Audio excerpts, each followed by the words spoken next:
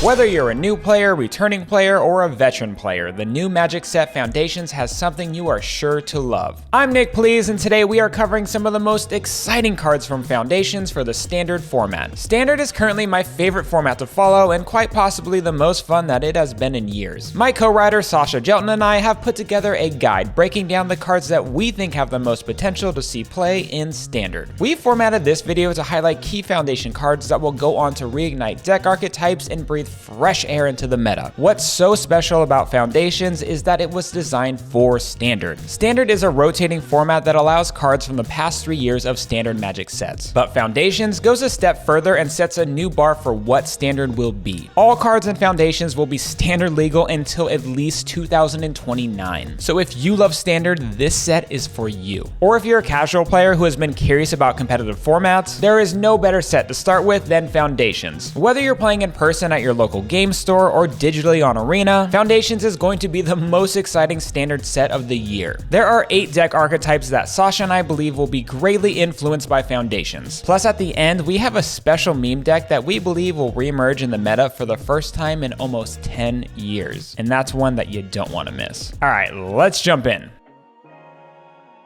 First up, we have Aristocrats. This is the one that I'm most personally excited to play. Whether it be in white-black Orzhov or adding red for Mardu, there is one card that will be making this deck shine, and that is the sorcery card Raise the Past. Return all creature cards with mana value 2 or less from your graveyard to the battlefield. This spell is going to greatly synergize with the Aristocrat strategy of having cheap creatures that do stuff when they die. This will be one of the strongest reanimation spells in Standard, and without a doubt will demand answers in your opponent's sideboards. And what's so great is that it's not alone, because alongside it is great new support in the archetype. Vengeful Blood Witch is a new creature with a Blood Artist-like effect on it, making it a perfect way to benefit from sacrificing your own small creatures. Whenever this or another creature you control dies, target opponent loses 1 life and you gain 1 life. This new card is really going to make the Aristocrats deck shine. Additionally, the new 3/1 creature Sunblessed Healer is going to be making an impact in both Aristocrats and beyond. It has kicker for 1 generic and 1 white,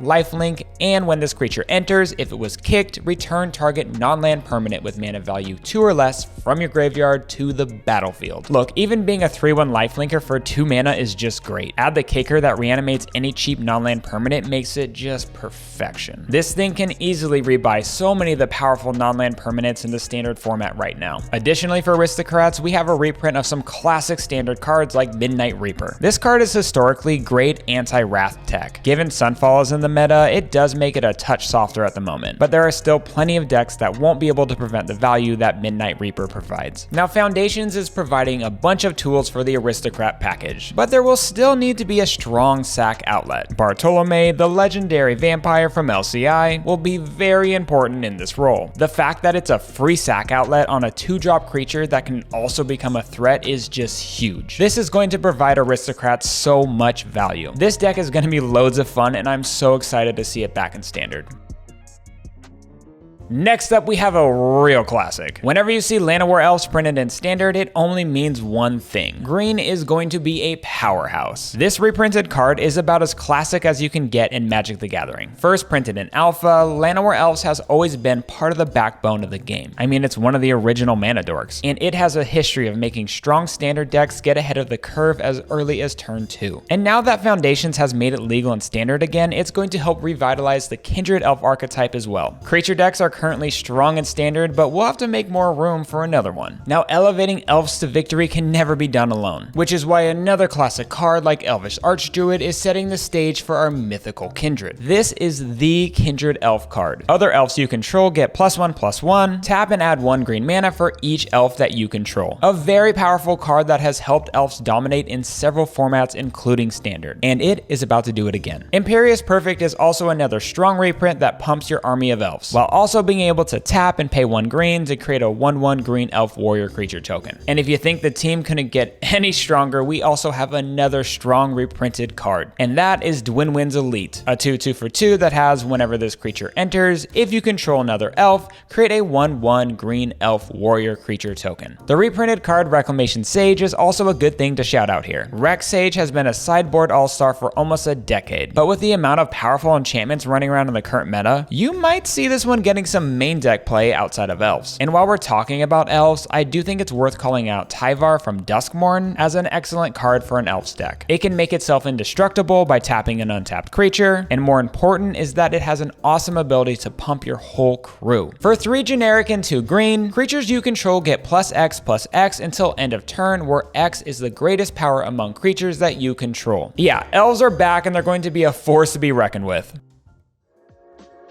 Now red is currently super strong in standard, but it's about to get the heat turned up even more. Thanks to Foundations, Burn could be back on the menu. The new card Bolt Wave is really good. This card is certainly strong enough to see play in Modern Burn, so it will be a no-brainer in a standard Burn deck. For 1 red mana, it does 3 damage to each opponent. It doesn't target, which makes it even better than the Modern Burn staple Lava Spike. But if that wasn't enough, we also have a lineup of classic standard all-stars that are reappearing in the standard format thanks to Foundations. Boros Charm being legal in standard is a big deal. Yes, it requires Burn to dip into white, but the payoff is greatly worth it. This instant speed card was amazing in standard when it was legal, and it's still strong enough to make a huge impact. Again, it's a Modern Burn all-star that's now going to be legal in standard. It offers so much flexibility at just 2 mana. It reads, choose 1. Boros Charm deals 4 damage to target player or planeswalker. Permanents you control gain indestructible until end of turn, or target creature gains double strike until end of turn. And this is backed up by the reprinting of other classic red deck win cards like Get to Lava Runner, Viashino Pyromancer, and Burst Lightning. It really feels like the band's all back together to burn down the stage. All of these are aggressive cards that play into a burn strategy that will help make players sweat its hot presence in standard. And just when you thought the meta couldn't get any more aggressive.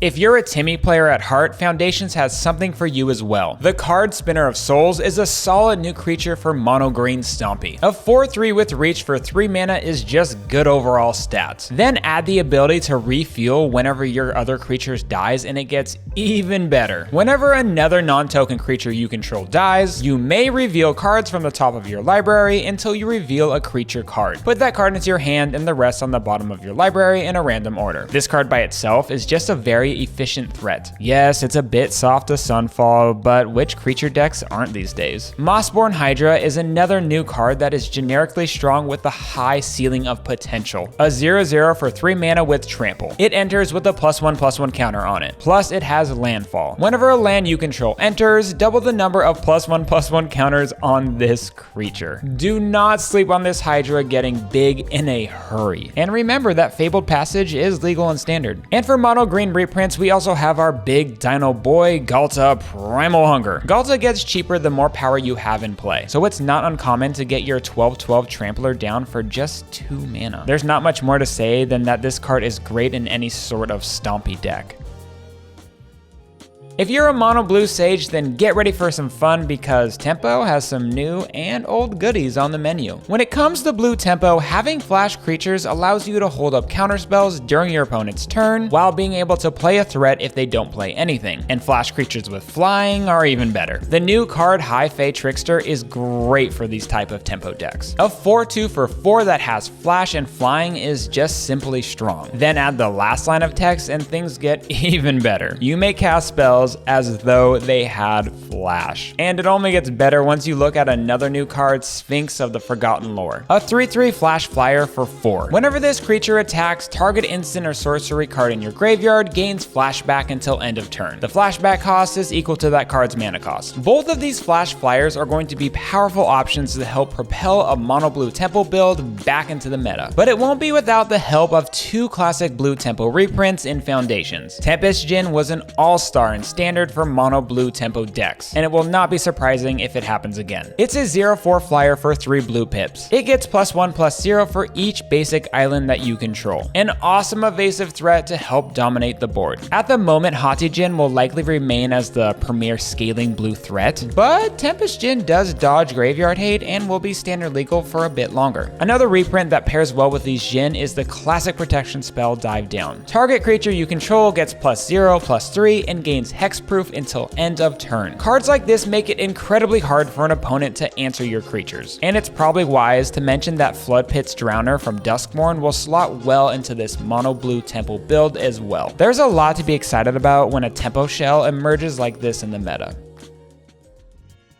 Now, if you are a cat lover, then you're going to be in heaven with the Kindred support from Foundations. Sasha and I aren't sure if the archetype of Kindred cats will be viable out of the gate. However, there are some pretty powerful cards that will now be standard legal. The new Kitty Arabo the First Fang is the perfect Kindred Lord, and players will absolutely be brewing around with it. Other cats you control get +1/+1. Whenever it or another non-token cat you control enters, create a 1/1 white cat creature token. And this pairs well with another new cat, Sky Knight Squire. Whenever another creature you control enters, put a +1/+1 counter on this creature. As long as this creature has 3 or more +1/+1 counters on it, it has flying and is a knight in addition to its other types. There's a cat engine with these two creature cards, and they get even stronger when you look at some of the reprints that help support them. Leonin Vanguard and Regal Caracal both help the Kindred cat archetype. The jury is out on whether there is enough Kindred cat support to help make this deck a real force. But Sasha and I will be keeping our eyes out for any new cat creatures that come into standard in the next couple sets. Now, speaking of Leonin Vanguard and cats, we need to talk about the high potential for a mono-white life gain deck. Now, if you're a fan of Standard, you remember the beloved card Ajani's Pridemate, and it's back in Standard thanks to Foundations. A 2/2 for 2 that gets a +1/+1 counter on it whenever you gain life. And if this card wasn't enough, we have new cards to help support it. Hinterland Sanctifier is a 1/2 for 1. Whenever another creature you control enters, you gain 1 life. A great rate for only 1 mana. An exemplar of Light has a similar vibe to Ajani's Pridemate, a 3/3 flyer for 4. It gets a +1/+1 counter on it every time you gain life, and when that happens, you get extra card draw. Even if this only can trigger once per turn, it's still awesome card advantage in a mono-white life gain deck. And this mono-white life gain deck is backed up by 2 cards that were also printed earlier this year. Essence Channeler and Leyline of Hope can help accelerate the life gain plan. Essence Channeler is essentially a better Ajani's Pridemate, and if you start the game with Leyline of Hope on the battlefield, you are primed to have a strong start to any game. Now, Mono Black combo is already having a ton of fun in Standard, and now there's even more good stuff for the color, because we have a wonderful new combo piece to add to the party. Bloodthirsty Conqueror, a 5/5 flying death toucher for 5. Whenever an opponent loses life, you gain that much life. Pair this with the Duskmourn Snake Glimmer Enduring Tenacity, and you just win the game on the spot. Well, at least as soon as you gain life or your opponents lose any life. In a control core, this has the potential to be a very effective win con. The other mono black combo seeing play is Bloodletter of Aclazotz and Unstoppable Slasher. But this new combo doesn't even require combat damage.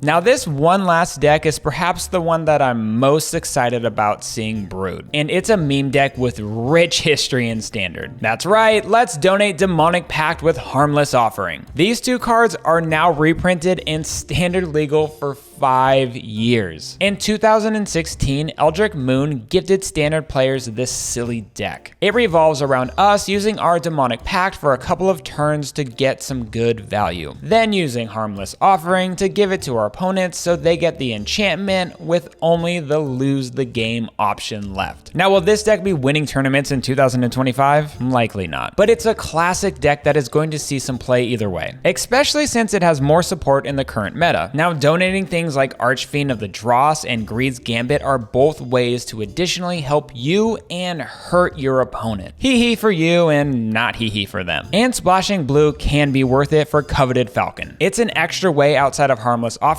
to donate mean permanents to your opponents. Alright, I have to call out Krim here because he's my favorite Standard brewer and honestly probably my favorite Magic player. And I already know that he is going to be cooking up some heat with this combo. I'm looking forward to seeing the streams. Now you are ready to jump into the exciting Standard meta with all of the new cards and fresh reprints from the Foundation set. Which cards or decks are you looking forward to brewing around the most? Let us know in the comments which ones you're gravitating towards first. Make sure to get out to your local game store for a pre-release event of Foundations. And do not forget that Foundations is packed full of exciting new products, all perfect for any casual player wanting to try out a competitive format. And like I said, this might be the most fun that Standard has been in years. This set is coming to Arena as well, making it easier than ever to try out the Standard format. Either way, get out there and enjoy this remarkable set that caps off an incredible year for the game of Magic the Gathering.